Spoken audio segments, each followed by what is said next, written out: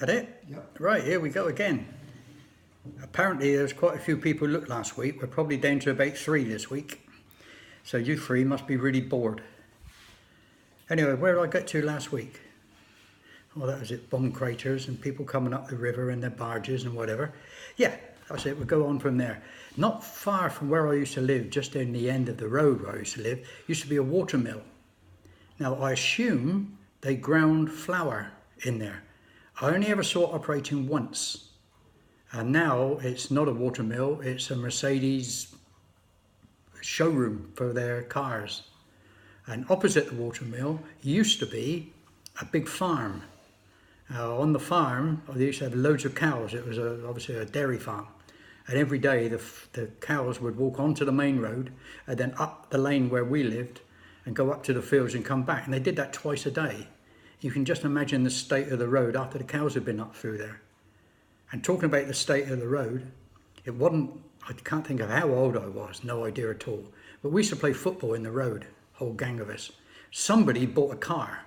Now this is the first car we ever saw up our lane.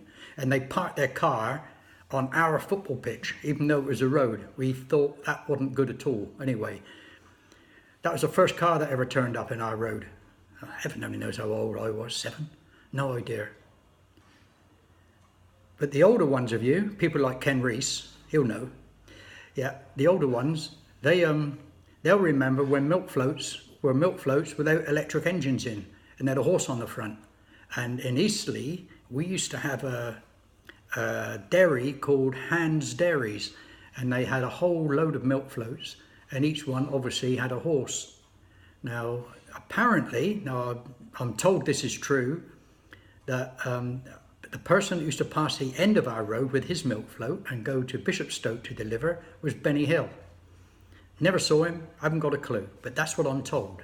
So, and apparently there's a place in Bishopstoke or Eastleigh called Benny Hill Road or close, so it must be true. Yep. Anyway, the older ones of you will remember when the horse came into the road, the milkman used to park him up, stick a bag of oats over its nose and hook it round its ears, and the milkman would deliver its milk, his milk. And of course, what went in the front end used to come out the back end.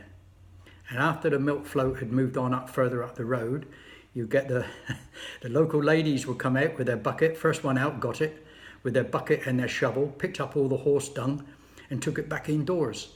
And I couldn't understand what this was all about. So one day I asked my mum, I said, what are they doing that for? I said, why do they pick up all the horse dung in buckets and take it back indoors? And she said, well, apparently they put it on their rhubarb. I couldn't understand that because we used to put custard on ours. Yeah, that's supposed to be a joke. I mean, if you don't want to go there, don't. Yeah, we're all switching off now, both of you. Yeah. Anyway, that was that. Yeah, we used to get our milk from the local milkman. Again, before milk floats. Good heavens! And I think I said last week, did I, that when I was 10, and that was when, or 9 years old, that was when the coronation took place. One of our neighbours bought a TV, and the only in the country at the time, I think, place where you could get TV from was Crystal Palace. So there's a massive aerial stuck up on the roof, and a huge TV cabinet with a dinky little screen about 9 inches across. And they had a load of people in to watch the coronation. We couldn't afford it then anyway. That was the first television that was up the road, so that's the first car and the first television. I'm beginning to feel old now. Yeah. Anyway, down from the bottom of our road, apparently, now I've researched this with Kev, apparently there's a road called Barton Road, and before Eastleigh became a big railway town, which we'll go into later on, the place nearest to the area was a place called Barton, and it was a small hamlet, village come hamlet, and it's the same as Bishopstoke. Now apparently both these places existed before the Norman conquest, so both of them have Saxon origins. And before that, again, I'm told that there was a Roman road went up through Eastleigh, so Eastleigh also has Roman connections, so it goes back some way. I always thought that the place only existed after the railways came, and the railways, so I'm told, came in 1830 something. They first put a line in from London down through to Southampton. and put it right the way down through. After a while, again, they were coming up more up to modern times, but even before the 1900s, I think, they decided to have a carriage works and a loco works. And they used to strip the vehicles right down. I mean, the carriages were stripped down to nothing and then rebuilt again, all renewed. And the same with the engines. The engine used to come in a place called Campbell Road. That just comes back to me now. Campbell Road. It was about a mile away from where we used to live, on the other side of the railway lines. And they used to strip an engine. It used to come in, all steam engines, obviously, nothing else in those days, all steam engine, and strip it right the way down to nothing. Right the way down to just a chassis. The wheels came off, everything. There must have been thousands of component parts.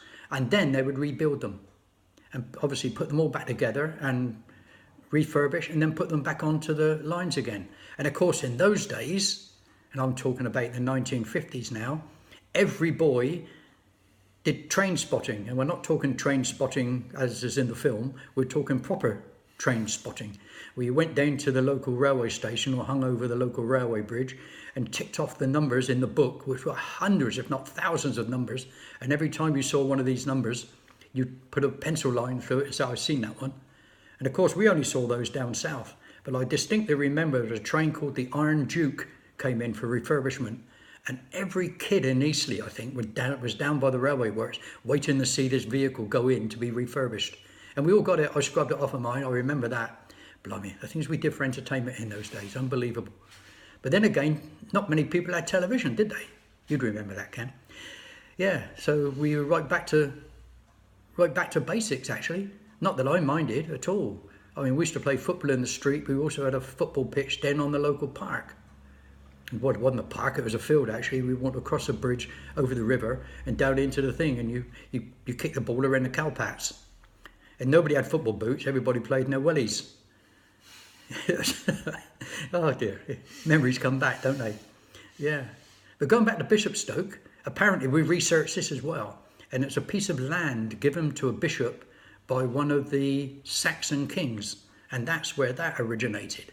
So there's a lot of history back in the town of Eastleigh, because Eastleigh is east of a place called Stoneham, which again anybody who lives in that area will know, and a place called Baddesley, another place, little villages which were there before the Normans came. And apparently Eastleigh is a clearing in the woods. It was the East Clearing in the woods. And of course, once the railways got in there, everything changed. I mean, the carriage works was massive, and the loco works was massive. And every carnival, which is the big carnival in Eastleigh, I still have one now, but I don't think it's as big as it used to be. Every shop in the railway works, different shops, they did different things, put in a float, and it was massive. It was unbelievably big, and they had open days. The railway works and the carriage works, open day during the carnival, so you could actually go in and see what was actually happening in these places. Of course, me being a country boy, wasn't really interested. But that's where my original dad used to work. He was exempt from the armed forces during the war, and you remember I said that he died during the war. He worked as a labourer in the carriage works, apparently, just down the bottom of the road where we lived, in a place called Dutton Lane. And it's called Dutton Lane after one of the bigwigs of the railway. They've got it on one of the railway institutes somewhere as a, what they call it, foundation stone, when he laid it, apparently. I remember seeing it, but that's gone now. Gone. The place is still there, but it's gone out of my head. No reason why. Yeah, so that was it. Yeah, it's pretty good. My childhood was pretty good. I mean, we had lots of history around. It's not that we knew anything about the history. As I said last week, either people didn't know, or if they did know, they didn't tell you. And we being children, because all we were interested in was making up old bikes and playing football and hopscotch and all these other games that we used to play. And excuse my dogs, they're going berserk. I see somebody at the window. Yeah, so that's what we used to do for entertainment when we were children. Not a lot to do, but we entertained ourselves, and it was brilliant. And I can always recall, in those days, if the front door was shut and you came to the front door, there's a back way in, You put your hand in the letterbox, grab the piece of string and pull the key out, and then unlock the door, and when you finish, you put the key back in the letterbox again. That's what you could do in those days. Yeah, it's amazing. That never happened to us again until we moved up into the Hebrides, which is a few flogs or whatever away from here. And talking about those, apparently I'm told I not only have a blog, but also got apps. And I think they could be painful after a while, especially sitting down. So I've got an appointment with the doctor on Monday, and I'm going to get these lasered off. So I say they got me kicking and screaming into the 21st century, but I'm not going to go down with any diseases. Now, what did I say last week about, does it take sugar? And how if you're disabled, nobody ever takes any notice of you. Thinking about it during the week, I was as guilty as everybody else. I think I mentioned this as well last week. I was as guilty as everybody else. It's embedded, I think, in human beings. I know it is with dogs, because you get a dog is ill and everybody else will attack it. But I think it seems to be the same with human beings. There's something in us that makes us extremely uneasy when we see somebody who is, I use the word disabled because it is. It's somebody with a disability, something that's obviously holding them back in some way or other. And I used to be as guilty as anybody else. So don't feel guilty if you don't talk to people. It's embarrassment, isn't it? I had somebody at church, and it happened, talk to me, then ask somebody else, would I ever get my sight back? And I thought, well, why did you ask them? Why didn't you come and ask me? But people are embarrassed to do it. And we are. And I don't now. It doesn't bother me anymore. If somebody's got a problem, I'll ask them what the problem is, how long they've had it, and whether they think they'll get over it. And that's the best way to attack it. Treat people with abnormalities as perfectly normal people. That is the answer.